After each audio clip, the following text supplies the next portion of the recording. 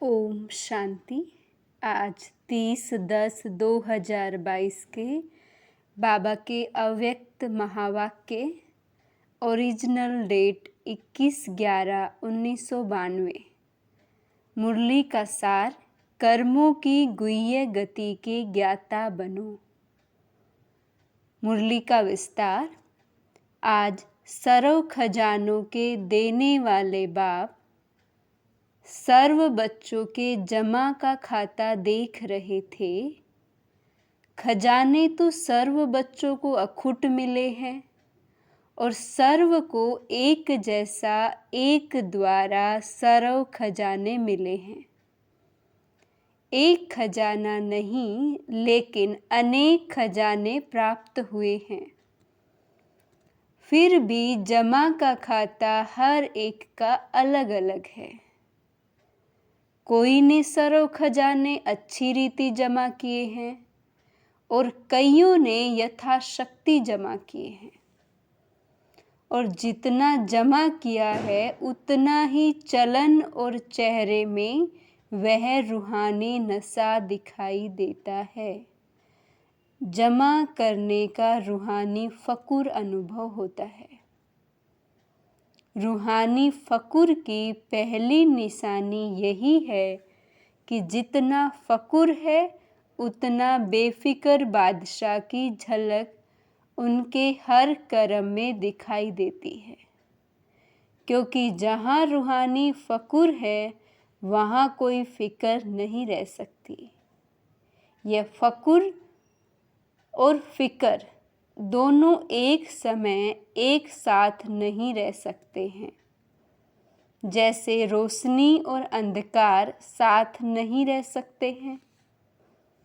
बेफिक्र बादशाह की विशेषता वह सदा प्रश्न चित्त की बजाय प्रसन्न चित्त रहते हैं। हर कर्म में स्व के संबंध में व सर्व के संबंध में व प्रकृति के भी संबंध में किसी भी समय किसी भी बात में संकल्प मात्र भी क्वेश्चन मार्क नहीं होगा। यह ऐसा क्यों व यह क्या हो रहा है, ऐसा भी होता है क्या? प्रसन्नचित आत्मा के संकल्प में हर कर्म को करते, देखते, सुनते, सोचते यही रहता है कि जो हो रहा है वह मेरे लिए अच्छा है और सदा अच्छा ही होना है।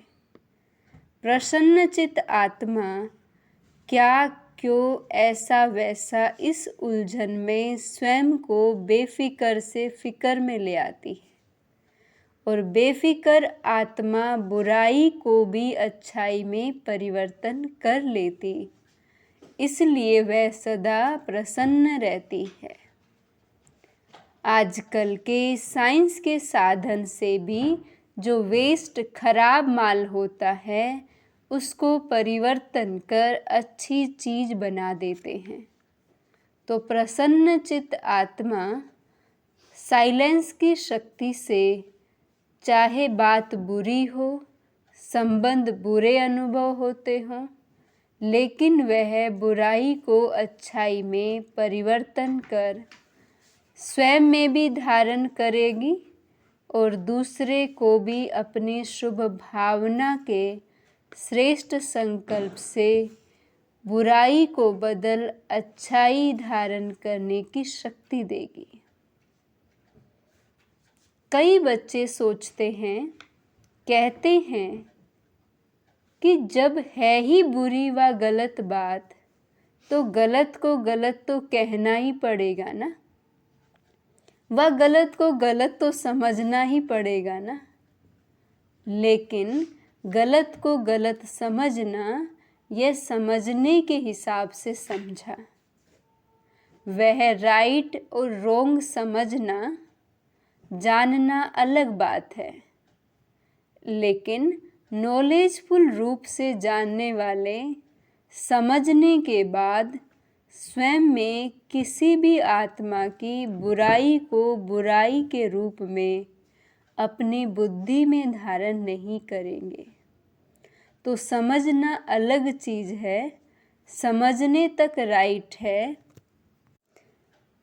लेकिन स्वयं में व अपने चित्त पर, अपनी बुद्धि में, अपनी वृत्ति में, अपनी वाणी में दूसरे की बुराई को बुराई के रूप में धारण नहीं करना है, समाना नहीं है। तो समझना और धारण करना इसमें अंतर है। अपने को बचाने के लिए यह कह देते हैं कि यह है ही रोंग। रोंग को तो रोंग कहना पड़ेगा ना। लेकिन समझदार का काम क्या होता है? समझदार अगर समझता है कि यह बुरी चीज है तो क्या बुरी समझते हुए अपने पास जमा करेगा? अपने पास अच्छी रीति संभाल कर रखेगा क्या? छोड़ देगा ना? या जमा करना ही समझदारी है? पूछ रहे हैं बाबा, ये समझदारी है क्या? और सोचो, अगर बुरी बात व बुरी चलन को स्वयं में धारण कर लिया तो क्या आपकी बुद्धि, वृत्ति, वाणी सदा संपूर्ण स्वच्छ मानी जाएगी? अगर जरा भी कोई डिफेक्ट व दाग रह जाता है, किचड़ा रह जाता है, तो डिफेक्ट वाला कभी परफेक्ट नहीं कहला सकता, प्रसन्नचित्त नहीं रह सकता। अगर कोई की बुराई चित्त पर है तो उसका चित्त सदा प्रसन्न चित्त नहीं रह सकता और चित्त पर धारण की हुई बातें वाणी में जरूर आएंगी। चाहे एक के आगे वर्णन करे, चाहे अनेकों के आगे वर्णन करे, लेकिन कर्मों की गति का गुह्य रहस्य सदा सामने रखो। अगर किसी की भी बुराई व गलत बात चित्त पर रखने के साथ वर्णन करते हो तो यह व्यर्थ वर्णन ऐसे ही है जैसे कोई गुंबज में आवाज करता है तो वह अपना ही आवाज और ही बड़े रूप में बदल अपने पास ही आता है। गुंबज में आवाज करके देखा है क्या? तो अगर किसी की बुराई करने के, गलत को गलत फैलाने के संस्कार हैं, जिसको आप लोग आदत कहते हो, तो आज आप किसी की ग्लानि करते हो और अपने को बड़ा समझदार, गलती से दूर समझकर वर्णन करते हो।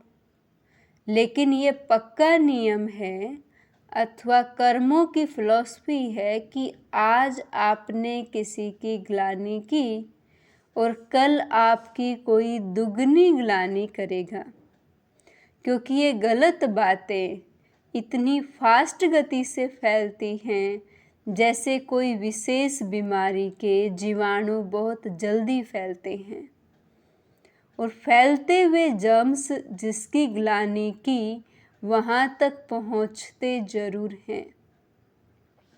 आपने एक ग्लानि की होगी और वह आपको गलत सिद्ध करने के लिए आपकी 10 ग्लानि करेंगे, तो रिजल्ट क्या हुई?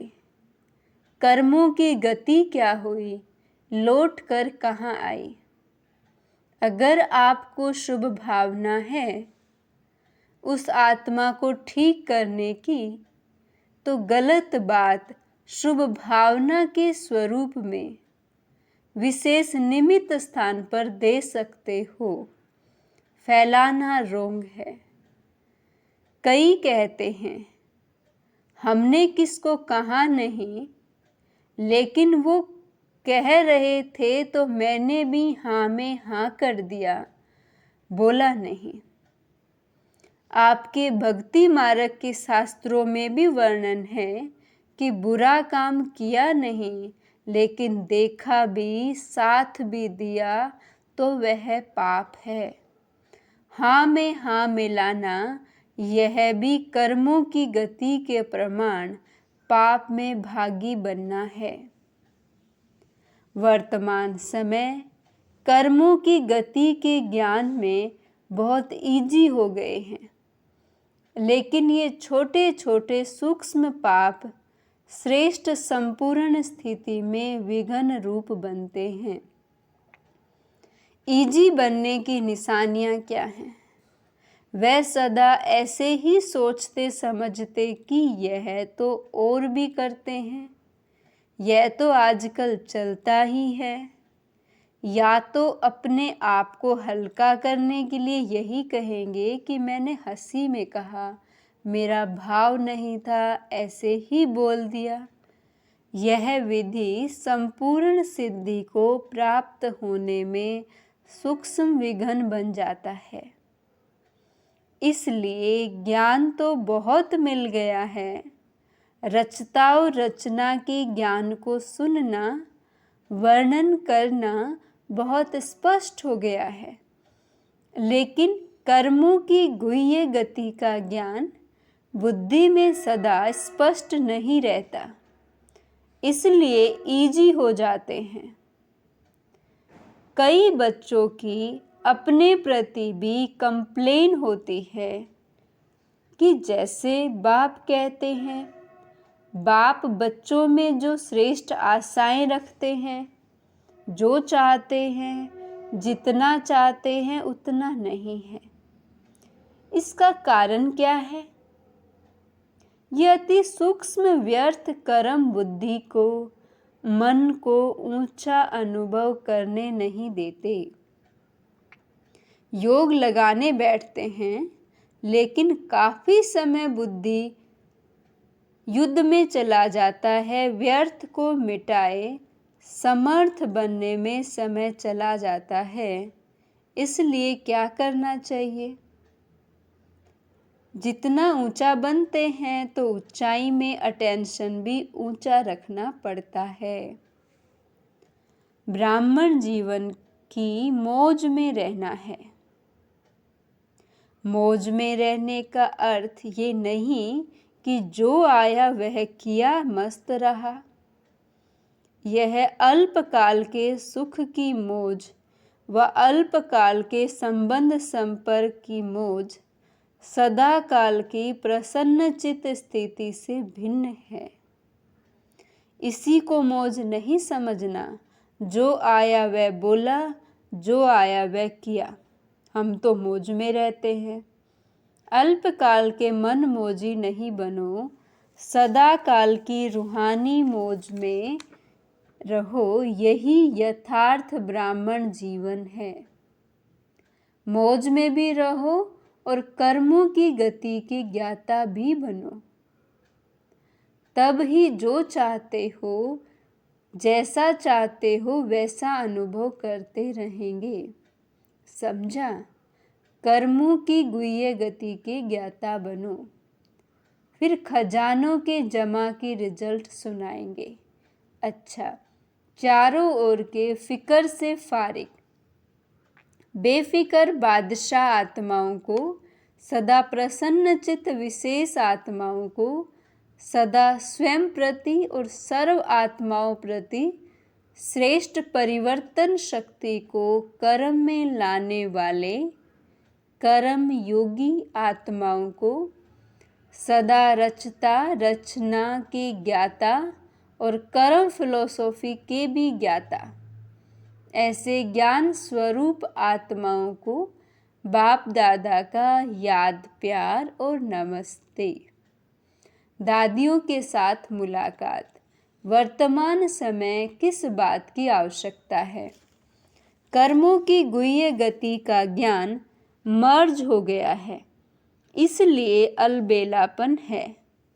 पुरुषार्थी भी हैं, लेकिन पुरुषार्थ में अलबेलापन आ जाता है, इसलिए अभी इसकी आवश्यकता है। बाप दादा सभी की रिजल्ट को देखते हैं। जो चल रहा है वह अच्छा है, लेकिन अभी अच्छे से अच्छा बनना ही है। बिजी रहना पड़ता है ना। ज़्यादा समय बिजी किस में रहना पड़ता है? किस बात में ज़्यादा समय देना पड़ता है? चाहे आप लोगों की अपनी स्थिति न्यारी और प्यारी है, लेकिन समय तो देना पड़ता है। तो यही समय पावरफुल, शक्तिशाली लाइट हाउस, माइट हाउस बन वाइब्रेशंस फैलाने में जाए तो क्या हो जाएगा? संगठित रूप में यही वातावरण हो और कोई बात ही नहीं हो तो क्या वाइब्रेशन विश्व में या प्रकृति तक पहुंचेगा? अभी तो सभी लोग इंतजार कर रहे हैं कि कब हमारे रचता या मास्टर रचता, संपन्न या संपूर्ण बन हम लोगों से अपनी स्वागत कराते। प्रकृति भी तो स्वागत करेगी ना। तो वह सफलता की माला से स्वागत करे। वो दिन आना ही है जब सफलता के बाजे बजेंगे, तब प्रत्यक्षता के बाजे बजेंगे। बजने तो हैं ही ना। अच्छा, दादी चंद्रमणि जी सेवा पर जाने की छुट्टी ले रहे हैं। ऑल राउंड बनना ही श्रेष्ठ सेवा है। अच्छा है, चक्कर लगाते रहो। चक्कर लगाने का पार्ट बच्चों का ही है। बाप तो अव्यक्त रूप में लगा सकते हैं। साकार रूप में भी चक्कर लगाने का पार्ट बाप का नहीं रहा, बच्चों का ही था। अच्छा, अव्यक्त बाप दादा की पर्सनल मुलाकात विजयी माला में आने के लिए तीव्र पुरुषार्थी बनो। सदा तीव्र पुरुषार्थी आत्माएं हैं, ऐसा अनुभव करते हो। जब ब्राह्मण बने तो पुरुषार्थी तो है ही, तीव्र पुरुषार्थी हैं व सर्व पुरुषार्थी हैं। सुनने और सुनाने वाले को पुरुषार्थी कहेंगे या तीव्र पुरुषार्थी कहेंगे? सुनना और सुनाना, उसके बाद क्या होता है? तीव्र पुरुषार्थी किसको कहेंगे? सुनने वाले को या बनने वाले को? जो माला का 16,108वां नंबर है, वह भी सुनता और सुनाता तो है ही, नहीं तो माला में कैसे आएगा? लेकिन 108 की माला में कौन आएंगे? 108 की माला का नाम है विजयी माला। 16,000 वाली माला का नाम विजयी माला नहीं है। तो सुनना और सुनाना ये मेजॉरिटी करते हैं, लेकिन सुना और बना, इसको कहा जाता है तीव्र पुरुषार्थी।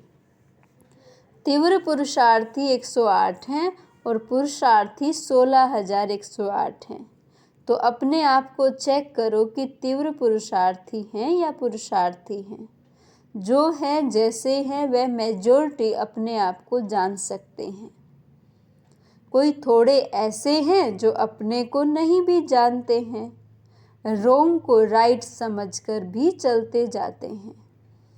मेजॉरिटी अपने मन में अपने आप को सत्य जानते हैं कि मैं कौन हूँ, इसलिए सदा अपने को देखो, दूसरे को नहीं।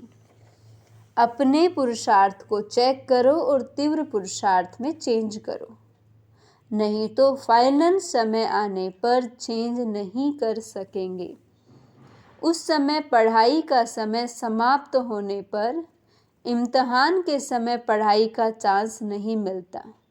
अगर कोई स्टूडेंट समझे एक प्रश्न का उत्तर नहीं आता है, किताब से पढ़ कर के उत्तर दे दें तो राइट होगा या रॉन्ग होगा, तो उस समय अपने को चेंज नहीं कर सकेंगे। जो है, जैसा है, वैसे ही प्रारब्ध प्राप्त कर लेंगे। लेकिन अभी चांस है, अभी टू लेट का बोर्ड नहीं लगा है, लेट का लगा है।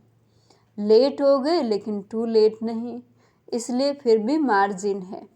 कई स्टूडेंट 6 मास में भी पास विद एन ऑनर हो जाते हैं, अगर सही पुरुषार्थ करते हैं तो। लेकिन समय समाप्त होने के बाद कुछ नहीं कर सकते। बाप भी रहम करना चाहे तो भी नहीं कर सकते हैं।